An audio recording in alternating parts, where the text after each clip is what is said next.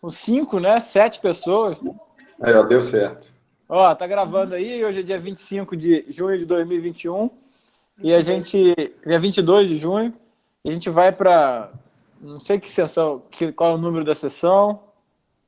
O desafio é chamar mais gente. A gente tem que chamar gente suficiente para não caber na sala, que é assim que é o mercado hoje em dia, tem que ter escassez. E realmente a gente está com 95 pessoas aqui. Para a gente é muito legal, porque uma sessão clínica às 8 da noite, com uma série de alunos que a gente não conhece pessoalmente, né? E com a retenção de professores, né? Não que professor seja melhor do que aluno. Né? De fato é melhor, né? Porque já está mais velho, já passou por algumas coisas, mas assim, a gente retém uma série de professores aqui. Essa hora é um prazer imenso, professores que viram nossos amigos, né? Então, Breno, Luciano, Guilherme eu já conhecia pessoalmente, o Fábio está aí também, é uma alegria grande. Então, hoje a Carol tem a responsabilidade de apresentar a sessão, espero que ela apresente bem, né? É o mínimo que a gente espera. Porque se ela não apresentar bem, ela não vai ser perdoada também. Então... Ai, socorro. Então vamos lá. Boa noite a todos. Obrigada já pela presença de vocês. Vamos começar a sessão com a vinheta que foi disponibilizada. Paciente de 15 anos, sexo masculino, pardo, tem antecedentes patológicos, natural e procedente de São Paulo. Admitido em pronto-socorro de hospital terciário com diarreia, sem muco ou sangue, vômitos, picos febris de até 38,9 e icterícia há 3 dias. Negava colúria, acolia fecal, pudor abdominal. Uso de medicações ou suplementos alimentares. Referia vacinação adequada para a idade. Essa é a linha que foi disponibilizada. A gente pode abrir, né? Olha só, então, para quem está pela primeira vez, agora é a hora do pessoal falar. Então, os alunos que se sentirem à vontade, o João Garcia levantou a mão, lembrando que aqui é uma sessão carioca, então a gente não tem essas regras de etiqueta. Você pode falar junto com o outro, pode interromper quem está falando, pode falar mais alto para o outro parar de falar, não precisa ficar levantando a mão sempre, não. Mas como o João levantou a mão, né, e se tiver alguma senhorita querendo falar na frente dele, a palavra é dela. Senão o João fala. Já que não teve nenhuma donzela, eu vou começar. Assim, quando eu li a princípio, eu fiquei bem pensativo nessa última parte, né? Porque não tem colúria, acolia fecal ou dor abdominal. Então, eu já descartei uma icterícia de causa hepática. E aí, pensando sobre febre de 38,9 com pico e vômito e diarreia sem muco e sangue, eu já pensei em alguma hematopatia. E aí, talvez, né, pela localidade ou pela idade, eu pensaria em alguma coisa relacionada a, por exemplo, alguma infecção, talvez malária. Eu pensei mais ou menos nessa linha. Tá, só cuidado com esse negócio de descartar hepatopatia de cara, hein? Eu vi que o Luciano deu uma franzidinha de testa aí. Não, eu acho que assim, eu acho que até uma dica aí, eu não restringo a hipótese, não. Para mim, tem uma icterícia esclarecer aguda, né? Então, aí eu vou atrás da icterícia aí nesse caso. Então, eu acho que o paciente, né? Deixa o pessoal falar, depois a gente... Mas eu acho que eu já não vou restringindo. É doença hematológica, é hepática. É uma icterícia, para mim, é esclarecer. Eu também tomaria esse cuidado de não descartar fígado logo não, hein? O Rafael levantou a mão. E aí, Bruno, tudo bem? E tudo bem, cara? Boa noite, gente. Então, quando vem a icterícia, principalmente, na minha cabeça, principalmente aguda, vem ter 3 topografias, né? Que é icterícia de origem hepática, biliar e dos vasos sanguíneos, né? O sangue. Anemia hemolítica, no caso. Então, só pela vinheta mesmo, eu acho que fica difícil, né? Descartar um ou outro. Mas eu acho que o exame físico seria interessante para a gente, no sentido de fazer, por exemplo, o sinal de Murphy, né, para ver se está positivo, ou sinais, né, de hepatopatia, eritema palmar, apesar de ser 3 dias de circulação colateral, é difícil, né, eritema palmar, ginecomastia, mas eu acho que seria improvável, eu acho, de uma forma tão aguda assim. E também acho que buscar, né, por exemplo, ausculta cardíaca também, para ver se tem um sopro e taquicardia, que talvez corrobore também, né, com um processo anêmico, mas nesse momento ainda está bem a esclarecer mesmo. É isso que você falou da ginecomastia, da telangiectasia, realmente o sinal de hiperestrogenismo numa doença hepática é bem relacionado à doença crônica, né? Concordo que isso aí num quadro agudo, a não ser que seja um quadro crônico agudizado, não seria o principal mesmo, não. Direção, Luiz Amaral levantou a mão. Então, tá me ouvindo? Tô. Então eu acho liga a que câmera aí, cara. ela tá com bloqueio, não sei por quê, cara. Vou ver depois o que foi que houve aqui. Beleza. Acho assim que aí no caso na síndrome desse caso é uma icterícia febril, né? Então a gente tem aqui talvez um quadro sistêmico que se iniciou com um quadro geral de prostração, de mialgia, mal-estar geral, e que deve ter evoluído para uma icterícia posteriormente, acredito, né? Acho que não foi ao mesmo tempo uma quadro geral com icterícia, eu acho. Então pode ser um caso aí uma dengue, pode ser uma leptospirose, pode ser uma hepatite viral A ou B, né? Pode ser uma malária, como já falaram anteriormente também. Então, acho que, sim, é um quadro infeccioso e deve ser uma icterícia febril de origem infecciosa, eu acho, nesse caso aí. Muito legal. Acho que febre ictérica é um diagnóstico sindrômico muito bom, né? Pra gente começar a pensar. Galera, batemos 100 pessoas quase. Agora, 100 agora, então... Opa, peraí. 100 pessoas agora. Então, a gente bateu 100 pessoas na sessão. Realmente, não cabe mais ninguém. Se alguém tiver na fila para entrar, quem cair não entra mais. E a ideia é que a gente amplie ainda mais. Se você está gostando da sessão, divulga aí nas suas ligas. Quem tem uma liga que queira participar, essa sessão pode ser incorporada oficialmente para as outras ligas. E é muito legal, eu vou repetir, ter 100 pessoas aqui ouvindo a gente na terça-feira. Isso mostra que as sessões clínicas ainda têm espaço, né? Sessão clínica não é coisa de dinossauro. Sessão clínica sendo feita online ou presencial, algo que inquieta os alunos e os professores. Ficamos muito felizes com isso. Então, eu acho que o diagnóstico de febre ictérica fica bem bacana para a gente começar a pensar. Mais alguém quer falar?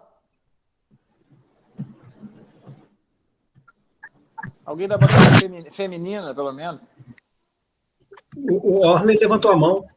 Sim, boa noite. Então, quando eu li o caso, eu achei assim, tá parecendo um pouco fácil, né? Assim, diarreia, um quadro mais agudo, eu pensaria numa doença infecciosa, assim, uma possível parasitose. Aí, quando eu vi a presença de icterícia, eu até pensei, assim, num bolo de Ascaris, mas aí ele não tem a síndrome colestática, né? O que me fez descartar essa questão das caridíase. Mas eu concordo muito com quem falou aí, levantou a hipótese de dengue, né? Assim, um quadro assim, bem agudo, com febre. Mas, assim, eu não descartaria ainda tanto essa questão de uma diarreia e uma parasitose, assim, uma infecção mesmo gastrointestinal. Tá, eu achei interessante. Duas coisas que você falou, Rola. Uma, que você fala que realmente, a princípio parecia que era um quadro fácil, e é verdade. Uma gastroenterite. Só que você meteu um bolo de Ascaris fazendo colestase que complicou esse caso fácil, hein? Isso não é habitual, isso não, tá? E, na verdade, quando você fala do caso fácil, senhor, você vai ver com o passar dos anos, então eu já estou com 20 anos de formato. Raramente eu acho um caso fácil, sabe? Porque a gente fica esperando alguma outra coisa, você vai ficando curtido. Então, cuidado com isso. Porque o diagnóstico vindo na cabeça de imediato, às vezes você cerca, a sua cabeça blinda as outras hipóteses todas, e você fica cego para as outras possibilidades. Então, tomar muito cuidado com essa facilidade, porque um caso aparentemente simples pode estar escondendo muita coisa aí. E só uma outra curiosidade, que 2 pessoas levantaram a possibilidade de dengue. Claro, dengue faz hepatite mesmo, mas olha, eu participei pelo menos de uns 5 surtos desde 2008. Não vi febre ictérica na dengue, tá? Definitivamente não é o habitual. Então eu deixaria a dengue como um diagnóstico diferencial bem longe para uma febre ictérica, viu? Não sei se vocês concordam comigo. Sim.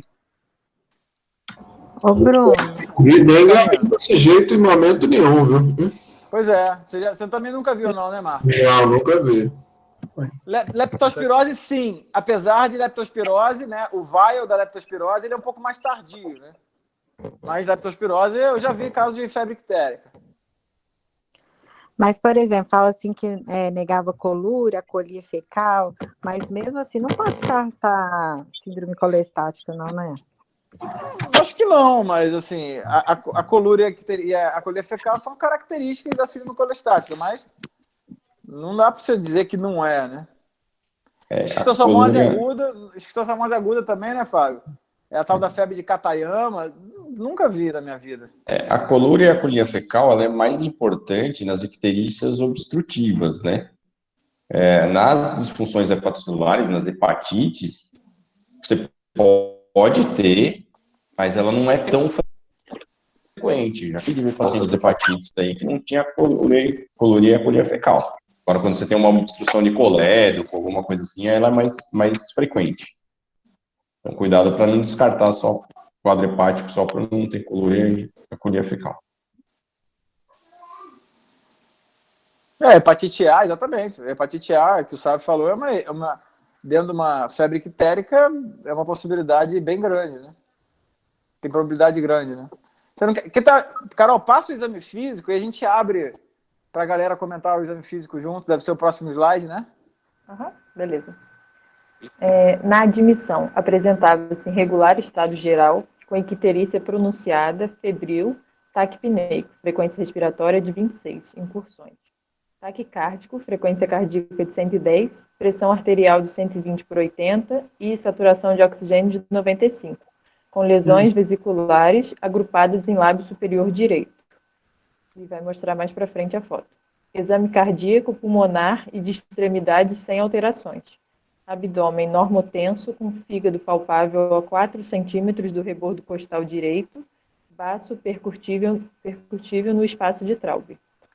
O Marco, que é rato de sessão, velho de guerra, ele já deve estar aí com a antena ligada. Tenho certeza.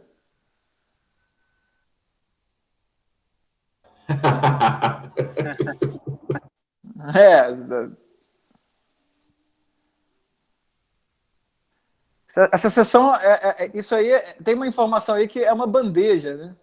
Está servida na bandeja. Agora virou uma síndrome de hepatosplenomegalia, né? Basicamente, com icterícia. Aí eu pensaria, sei lá, leishmaniose, não sei se a epidemiologia bate, mas...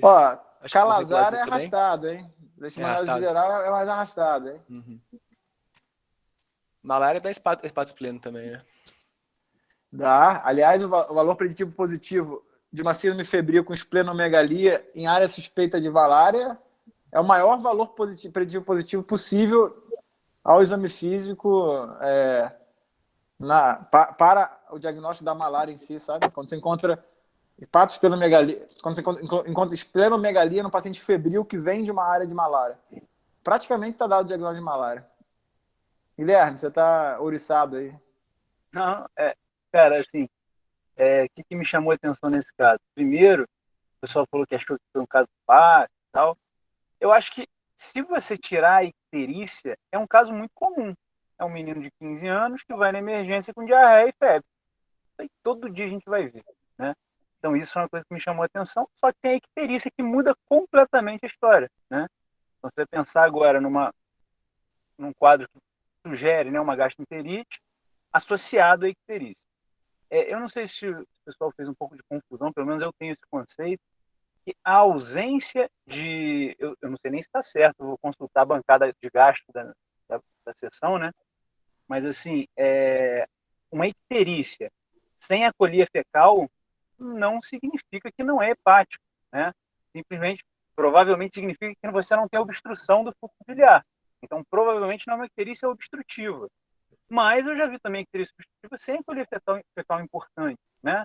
Isso não exclui muita coisa, né? É uma coisa que são coisas que ajudam a gente a tentar organizar o raciocínio e localizar a doença, mas não definem de forma alguma o diagnóstico do doente. E uma outra coisa que falaram também que me chamou a atenção é que alguém achou que era anemia hemolítica. Isso é uma coisa, eu não estou falando para criticar nada não, tá, gente? Eu estou falando só porque são coisas que me chamaram a atenção e acho que pode ajudar a gente a pensar o caso. Normalmente, hemólise de anemia hemolítica, você tem que procurar, icterícia de anemia hemolítica, você tem que caçar a icterícia do doente. O doente está um pouquinho ictérico. Normalmente é assim. Casos que eu vi de anemia hemolítica, não é aquele amarelão, o cara que está lá no... Você vê lá, você entra na enfermaria, você vê o cara amarelo lá no final. Não é isso. A icterícia de anemia hemolítica é uma icterícia discreta, uma icterícia que não é muito importante. Tendo isso em vista, e o exame físico, acho que ajudar em relação a algumas coisas, né? Essas vesículas aí no lábio provavelmente não estão aí à toa, né? E apesar de eu nunca ter visto pessoalmente uma hepatite herpética muito clara, assim, pelo menos que eu tenha feito diagnóstico, aqui na sessão já apareceu uma, né? Então, um caso frequente nas sessões. Então, vale a pena lembrar disso. Outra coisa, mas o quê? Eu acho que o grande diagnóstico diferencial aqui, eu acho que síndromes febris agudas com icterícia são, acho que o diagnóstico é um bom caminho para a gente seguir, né? Eu acho que agora a gente tem que, eu pediria, o que eu faria agora, né? Um exame de imagem do fígado, né? Para a gente definir se tem ou não tem icterícia, se tem colestase, né? Obstrução de via biliar. Avaliaria toda a questão de bilirrubina, a parte hepática toda, para ver se a gente tem hepatite ou se tem só colestase, né? Alteração de bilirrubina. E eu acho que as doenças virais seriam mais importantes agora, né? Hepatite virais de uma maneira geral,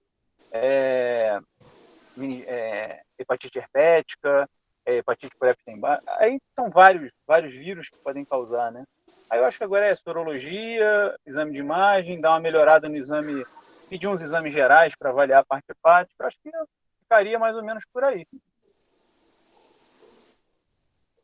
Não esquecer da epidemiologia também, né? Só todo mundo sugerindo aí os diagnósticos, que isso aí você praticamente afasta ou chega próximo quando você conversa com o paciente. É o que a gente sempre fala aqui. Se você vira para um paciente desse, ele conta para você que o cachorro dele estava doente lá, morreu de leishmaniose ganha uma chance grande.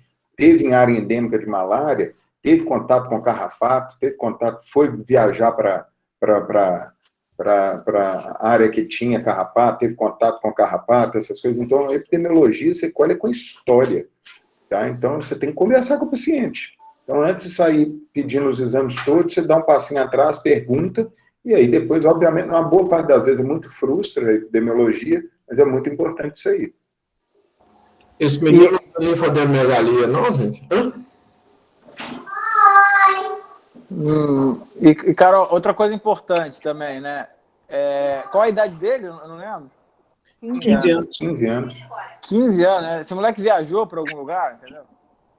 O que ele estava fazendo? Será que ele... De onde que ele é? São Paulo. Natural e procedente de São Paulo. Então, tem que ver também para onde ele viajou, né? O que ele foi fazer, para onde ele foi, né? Oi? Bruno, falei mais grosso, né? Para passar na frente. Bruno, o que eu achei interessante, desculpa que minha internet saiu do ar aqui, eu perdi um pouco a discussão, mas o que chama atenção nesse caso aí, acho que para os alunos, é aquela questão de não ter pressa para fazer o diagnóstico, né? Pela vinheta. Porque aquela vinheta eram uns sinais muito específicos, né? O paciente tinha diarreia, vômito, febre alta e icterícia. Então, desses 4 aí, tirando a icterícia, todos os outros são muito inespecíficos. A icterícia também, né? Tem várias causas, mas, então, assim, trata de um quadro agudo no paciente jovem, com febre, né? Febre, você vai pensar principalmente inflamação, infecção, neoplasia, menos, se fosse um linfoma, alguma coisa assim, né? Mas, então, desses, eu partiria para começar o raciocínio pela icterícia e a icterícia com febre. E aí, a icterícia, gente, lembrar que icterícia é igual você dosar bilirrubina total e fracionada, que é a partir daí que você vai definir. Né? Você tem suspeita pela clínica, né, que é uma disfunção hepática aí, ó, nesse caso. né? Eu concordo com o Guilherme, tudo que o Guilherme falou, eu assino embaixo, né? Você não ter colúria, não ter a colia fecal, não quer dizer nada, né? Depende do grau da icterícia também. E aí, a partir do que você tem uma icterícia, é dosar a bilirrubina total e fracionada, e você vai definir a bilirrubina direta ou indireta, né? Conjugada ou não conjugada. E aí você tem essa bilirrubina total e fracionada, você vai dosar as transaminases, que aí a partir do padrão da LT-ST, você vai definir se ela é lesão hepatocitária, se tem um aumento da fosfatase alcalina e gama-GT, que você vai definir qual é uma doença colestática. Então, acho que pensou em icterícia, a gente tem que dosar essa parte da bilirrubina total e fracionada para você organizar esse raciocínio aí da icterícia. Eu já peguei casos que tinha duas coisas, tinha icterícia mista. O paciente tinha uma doença hemolítica e tinha pela hemólise, tinha uma pedra, fez cálculo de fez uma coleta coletiza, então ele tinha icterícia mista. Então, você vai definir melhor o exame laboratorial. O que é interessante nesse caso é que cada linha você muda o diagnóstico sindrômico, né? No começo só até diarreia, uma diarreia aguda. Depois com icterícia, pode ser uma icterícia febril. Agora com o exame físico é uma hepatosplenomegalia febril, né? Então ainda nem até o diagnóstico sindrômico a gente tem que ir reconsiderando conforme vão vindo mais informações. Isso às vezes amplia ou restringe o seu leque de opções. Aí você pode pesquisar a partir da hepatosplenomegalia febril, você pode raciocinar a partir da icterícia, né? Eu acho que os dois caminhos são válidos, né? E eles têm que se encontrar em algum lugar. Eu concordo com tudo que o Luciano falou, realmente. A icterícia da hemólise, geralmente é aquele amarelo mais palha, né? Um amarelo mais discreto, precisa estar muito alta para... Nunca vi também uma icterícia muito importante no paciente só com hemólise, né? E quadro misto tem bastante, né? Principalmente cirrótico. Cirrótico, às vezes, pelo shunt, ele faz muita hemólise, então ele tem, às vezes, uma icterícia tanto pela agressão hepatocelular quanto pela hemólise.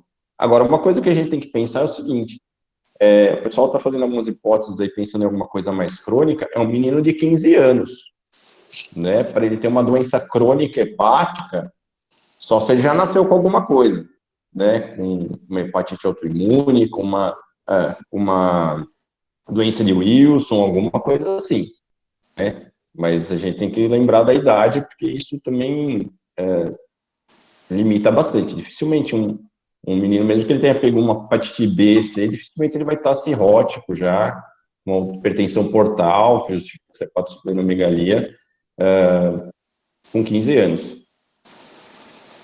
E uma coisa é que ele tem herpes labial, né? Isso aí é um fato. Sim. Assim, a descrição aí é de herpes labial. Agora, se o herpes está associado ao quadro sistêmico, é uma prima infecção, não sei, a gente não sabe, né? Vamos ver. Pode seguir, Carol. Bom, agora os exames, conforme o Luciano pediu aí, todos.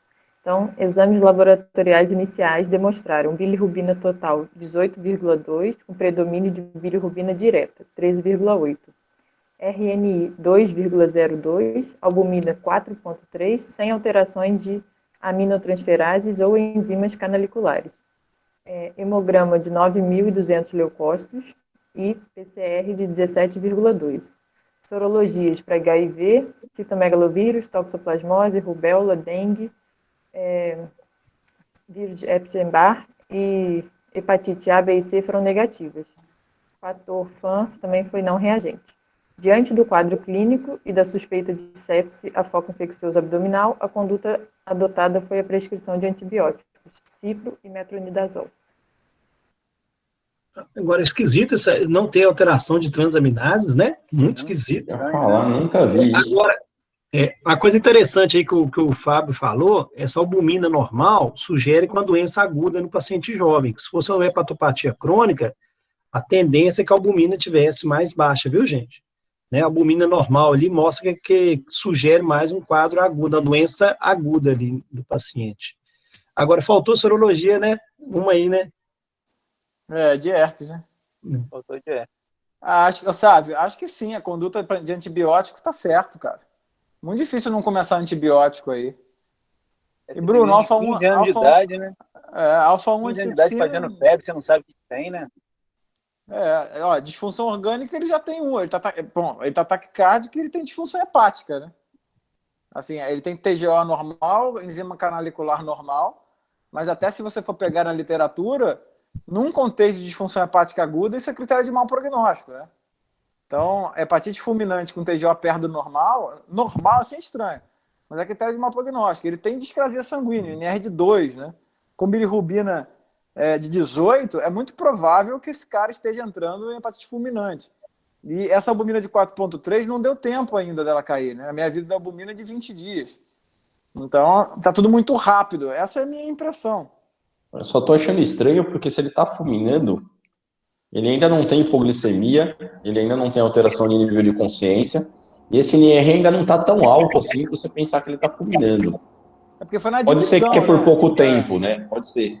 Mas, as próximas 12, 24 horas, né? Mas é muito. Mas vamos pensar, se é alguma coisa que foi tão rápida ao ponto de não dar tempo de aumentar o NR. Ainda ia ter transaminase alta, né? Ia ter transaminase alta, não deu tempo de depurar essa. Tudo normal, Oi? As transaminases tudo normal aí? Isso que não está batendo. Não tá Mesmo batendo. em quadro transinfeccioso ia ter alteração de transaminase de canalicular. A única explicação é o rodapé de livro de hepatite fulminante com transaminase normal, mas eu nunca vi isso também, não. Nunca vi também, não. Não. Nem sei se isso é rodapé também, não. Na hepatite fulminante, o que a gente vê é o cara faz um pico enorme de 10 mil, 15 mil, e depois cai, despenca. né? Sinal da Né? Mas ele não teve tempo de despencar, né? Mas nem tocar a transaminase? Não é possível. Muito esquisito. Totalmente normal, esquisitíssimo, né? Uma caipirinha em sábado à tarde já toca transaminase, né, Marco?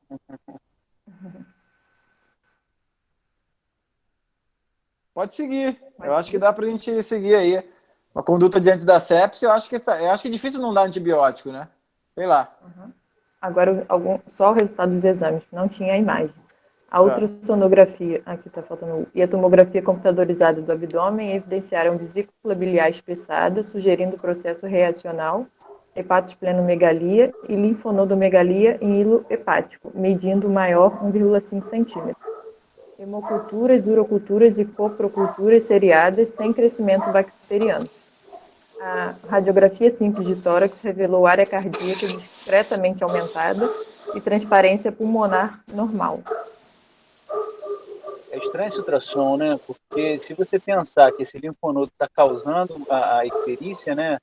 Você teria que ter dilatação de via biliar, que ele não descreve, né? É estranho isso. Eu acho que esse linfonodo é reacional ao processo que está causando. Não é tão grande, não. Eu também acho que não. E assim, se as hemoculturas estão crescendo, estão seriadas sem crescimento, já se passaram umas 12, 24, 48 horas, onde é o que o Fábio falou, né? Se esse cara está fulminando, alguma coisa tem que acontecer em 24 horas. Não dá para ele ficar na beirada assim muito tempo, eu acho. Pode seguir? Pode. Após 5 dias da admissão, evoluiu com piora clínica, apresentando vários episódios de diarreia e febre, apesar do uso contínuo de antipirético.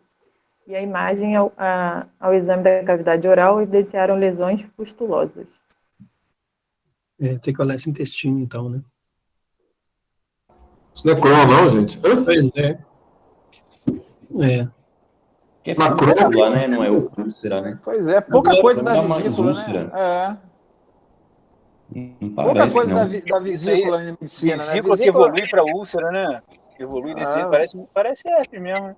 Parece um herpes com infecção secundária, talvez, né? Promopústulo. Também acho, né? E essas doenças que dão ulceração oral, eu não me lembro delas serem precedidas por vesícula. Ainda acho que é uma evolução de herpes, cara. Me parece uma evolução de herpes pela imagem. Mas o herpes, então, esse menino está imunossuprimido? Ou é uma prima infecção agressiva, né? É, muito agressivo, né? Ó, o Vitor ligou a câmera aí. É porque tem uma síndrome que ela ocorre, síndrome de Gilbert. Eu já ouvi falar que ela ocorre geralmente na adolescência, e o início dela é com períodos de estresse, né? E acontece isso da bilirrubina indireta, está bastante aumentada, tem muita alteração das transaminases. E como ele tem essa herpes, eu imaginei que talvez pudesse ser esse o quadro de estresse que deu, o que pode ter dado início a essa manifestação dessa síndrome que se manifesta mais na adolescência. Né? Qual síndrome, cara, que cortou a ligação? Não, Gilbert não. Mas eu não, assim, eu só conheço de ouvir falar, eu nunca vi nenhuma. O Gilbert, Vitor, ele é super frequente. Você tem 7% da população, mais ou menos. Com certeza alguém aqui dessa sessão tem. Da icterícia às custas indireta e não altera a INR. Entendeu? E é ela muito totalmente discreto, benigna. É totalmente benigna. Tá? E não chega a isso, chega a 3, mais ou menos, de bilirrubina total. A indireta? Indireta. Realmente indireta. Porque é uma alteração na enzima que faz a conjugação da indireta para a direta. Uma deficiência nessa enzima. Certo. Ó, Dubin-Johnson é doença crônica, hereditária, sabe? Não é uma doença aguda, assim. Vocês falaram aí de Dubin-Johnson, mas é uma doença hereditária, crônica, arrastada, sabe? Acho que pode seguir. Eu não consigo ver muita coisa diferente de herpes, ainda mais por começar com lesão agrupada no lábio superior, entendeu? Faltou associar uma ciclovir aí nesse paciente. Exatamente. Não botaram, né? Pode seguir, Carol. Então, essas lesões foram submetidas à biópsia e o exame histopatológico, que evidenciaram células de inclusão viral não especificada, sugerindo, que vocês falaram, um diagnóstico de infecção por vírus do grupo herpes, associada à infecção bacteriana secundária, que motivou a prescrição de gentamicina tópica e aciclovir. Na evolução, observou-se hiperbilirrubinemia com predomínio da fração direta, com o valor máximo da bilirrubina de 25 a total, após 5 dias de sintomas, caindo após o 7º dia para 6,8. Queda hematimétrica, hemoglobina inicial de 13,5 e 7,8 após 8 dias, com provas para hemólise negativa, sem sangramento. Hemogramas seriados mostraram leucocitose atingindo o máximo de 18.300 leucócitos, com progressiva redução, e plaquetose progressiva chegando a 914.000 plaquetas. Até a primeira semana do quadro, observou-se aumento das aminotransferases AST e ALT, 160 e 180, e das avaliadoras do fluxo biliar de fosfatase alcalina e gama-GT de 592 e 917, com queda gradual posterior. O que esse menino tem, gente? Hepatite herpética, pô. Só pode ser, cara. Fez a sorologia? A sorologia fez? Fez a sorologia? Tem inclusão lá, ué. Tem a biópsia lá em cima. É muito pouco provável que esse cara tenha uma hepatite, que tenha uma herpes labial tão grave que não seja a causa da hepatite. Não é possível. Essa biópsia foi da boca ou da... Da boca. Da boca. Da boca. Pô, precisava de Esse sangramento aí que não está explicado, né? Essa queda de hemoglobina importante. Esquisito, né? Caiu metade da hemoglobina do moleque. É, muito estranho. Sem exteriorizar sangramento, né? Estão hidratando demais, doendo demais. E hemólise negativa, né? Vocês fizeram sorologia, Ana? Da biópsia? Da biópsia, não, da herpes? Peraí, eles começaram com PCR, e aí no final ele vai falar um pouquinho da sorologia. Tá. Eu acho que esse caso é o caso clássico da clínica ser soberana. Não no ponto de vista que a clínica supera o laboratório, não. Mas na hora que tudo fica confuso, a gente tem que fazer um apelo à realidade. É um quadro de vesícula agrupada na boca que evolui mal na boca. Ninguém vê. Todo mundo que tem herpes aí não fica desse jeito. Então, se a herpes da boca dele está evoluindo desse jeito, o resto tem que ser herpes. Não é possível. Esse cara vai ter duas coisas diferentes ao mesmo tempo, é pouco provável. Eu concordo. Eu concordo. Acho que a clínica, nesse caso, a clínica é soberana, se aplica muito bem. Como sendo um apelo à realidade. É um apelo ao que os seus olhos estão vendo, não ao que o seu cérebro está pensando, entendeu? Considerando a navalha de Ockham, também podemos pensar nisso. Exatamente. E a endoscopia digestiva alta revelou placas amarelas em esôfago semelhantes a presentes na cavidade oral. A fundoscopia foi normal. Embora não tivesse iniciado práticas sexuais, o paciente referiu à equipe médica surgimento de lesões em região genital há 2 dias. No exame do pênis e testículo, notaram-se lesões ulceradas em glande e corpo peniano, lesões descamativas em região escrotal e linfonodomegalia cervical, axilar e inguinal, consistência fibroelástica, não dolorosos e móveis à palpação. Esse menino tem alguma imunossupressão, hein? Vou fazer um quadro herpético assim, hein? É uma herpes, exatamente. É o que a Denise falou também. Interessante que é na boca e Rastrear é no HIV. pênis, né? Porque normalmente é diferente o tipo de herpes, né? Linfonodomegalia difusa. Me parece uma prima infecção herpética mesmo. Aí Pode agora seguir. vai continuar. Na investigação, foram descartadas as hipóteses de hepatite autoimune, doença de Wilson, deficiência de alfa-1 antitripsina e tuberculose, conforme algumas pessoas falaram aqui na sessão também. Outros exames realizados, como eletroforese de proteínas, dosagem de imunoglobulinas, IgG, IgM e IgA, mielograma e mielocultura não apresentaram alterações. A biópsia das lesões orais foi sugestiva de infecção viral. Foram solicitados PCR para herpes vírus tipo 1, 2, citomegalovírus, vírus de Epstein-Barr e PCR qualitativo positivo para vírus de Epstein-Barr. Evoluiu com atrito pericárdico, ecocardiograma transtorácico revelou espessamento de pericárdio visceral sem derrame pericárdico. Com conduta conservadora, houve resolução espontânea. Epstein-Barr é um herpes vírus, só para a gente lembrar, né? Então, não é porque o Epstein-Barr é um vírus do herpes vírus, né? Então, é uma infecção herpética. Exatamente. Qual tipo eu não sei. De 1 a 20 ele tá, com certeza. O Safo colocou que é tipo 4. Aí ele fala que, até que no caso ele não falou no final, mas houve melhora clínica e laboratorial com remissão da icterícia, febre, diarreia e cicatrização das lesões orais, labiais e genitais, e alta no 12º dia de internação. Diante do quadro, concluímos tratar-se de uma prima infecção aguda disseminada por vírus Epstein-Barr com apresentação atípica. Após a alta, foi encaminhado para acompanhamento ambulatorial, sem sequelas pós-infecção. Sufoco que esse moleque passou, hein? Puta merda. Usou antiviral? Usou a ciclovir. Tá. Que sufoco esse moleque, antigamente, ia receber uma benzedeira, um trem assim, tal, ia fazer o filme do benzedor, ia melhorar sozinho.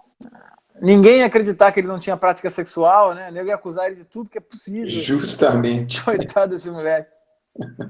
Aqui fala que ele não tinha imunossupressão, no artigo fala. Aí está falando um pouco da infecção, né? Ela é pouco sintomática e facilmente confundida com quadro de amidalite, faringite ou resfriado comum. Com o decorrer da idade, os sintomas se tornam mais exuberantes, visto que o pico de incidência da mononucleose infecciosa ocorre entre os 15 e 24 anos de idade. Aí as principais manifestações dos imunocompetentes da mononucleose infecciosa é febre, linfadenopatia, fadiga, faringite e linfocitose mononuclear. Só que, além disso, podem surgir quadros atípicos, como manifestação hepática, pulmonar, neurológica, cardiológica, hematológica, renal ou cutânea. E aqui esse paciente iniciou, na verdade, então, com um quadro gastrointestinal, com febre, disfunção hepática, que é o distúrbio da coagulação, e icterícia relacionada à hiperbilirrubinemia com predomínio da fração direta, associada à anemia, seguida por lesões orais e genitais, e, por fim, ao acometimento cardíaco, que é a pericardite, caracterizando um quadro sistêmico infrequente que a infecção pode acarretar. Sendo que, dentre as manifestações atípicas, ainda assim, a gente considera a hepatite viral aguda. Ana, agora a sorologia de Epstein-Barr foi negativa, né? Não, que você colocou lá. Isso, no artigo aqui ele até fala. Não teve sorologia de herpes? Não, de herpes não, mas fez do Epstein-Barr no início. Fez de herpes depois também. Depois fez a PCR. Então aí deu Epstein-Barr positivo, é isso? O PCR.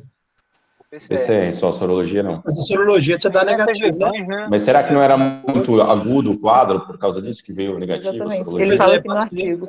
Se tratar de um quadro hiperagudo, só foi possível constatar a infecção pelo papilomavírus humano realizando a pesquisa pelo DNA vírus de Epstein-Barr por PCR. Após 4 semanas do início do quadro, em consulta de retorno ambulatorial, as sorologias coletadas pela técnica ELISA revelaram a presença de anticorpos da classe IgG reagente, 268. Legal. Ou seja, muito acima do valor de referência, que é 14. Agora, muito estranha essa aminotransferase canalicular, hein? Mesmo depois que aumentou muito pouco, né? Para o tamanho da icterícia. Talvez seja um fator de bom prognóstico, né? Por incrível que pareça, né? Se degringolar essas transaminases, aí nós estamos lascados. Quando você consegue esperar um pouquinho para ver para que lado que vai, é melhor o seu. Chegou a tanto de bilirrubina, isso que é estranho. É bem estranho. Né? Não entrou em encefalopatia também, né? Ficou só na não, ele não fez um quadro de insuficiência hepática aguda. Não fez. Ele fez uma hepatite aguda, mas uma hepatite aguda com aminotransferase quase normal. Hepatite aguda, geralmente, a aminotransferase é acima de 10 vezes o limite superior da normalidade. Então, é acima de 400, 500. Mas você pode chamar isso aí de hepatite, Fábio? Se você não tem elevação de transaminases? Então, se a gente for ser criterioso, não. Mas dá para dizer que não foi? Com essa bilirrubina, com todo esse quadro? Ué, com essas transaminases normais, é isso que... Então, depois subiu a bilirrubina. Depois subiu para 160, 180. 160, né? Bem meia boquinha, né? Qualquer cipro com flagil já faz isso, né? Pois é. A evolução dele não foi parecida, porque normalmente a gente vê hepatite também, né? Mas às vezes o paciente faz hepatite A e tem aquela fase ictérica mais tarde, né? Então, que é de melhora, já né? sem hepatite, né? Eventualmente já sem hepatite. Não sei se pode ter sido uma coisa parecida também, né? Eu nunca vi.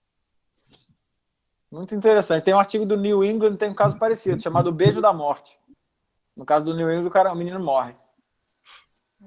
Esse aí é da Revista Brasileira de Clínica Médica, no ano 2016. Muito bom, Carol. Achei muito legal a sessão. Acho que esse modelo é o modelo ideal, viu? Beleza. Para a gente apresentar. Muito bom. Quem tiver empolgado aí... então hoje a gente bateu 101 pessoas e uma galera não entrou, hein? Que aí fica aqui aparecendo para mim, pedindo para entrar e não entra. Então convidem mais gente para a sessão que vem, mais gente ainda não entrar. Aí vocês entram antes. Manda a galera entrar assim, entra 8 horas, aí vocês entram 10 minutos antes e pronto. E quem tiver animado, eu vou fazer uma live agora com uma médica que eu trabalhei com ela no Rio, a Alessandra, não sei se o Guilherme lembra, lá do Copador, sobre dor lombar. Ale. Legal. Sobre dor lombar. Quem tiver empolgado aí para mais uma hora de conversa. Obrigado aí, galera. A dor lombar não permite. Obrigada. Falou. Valeu.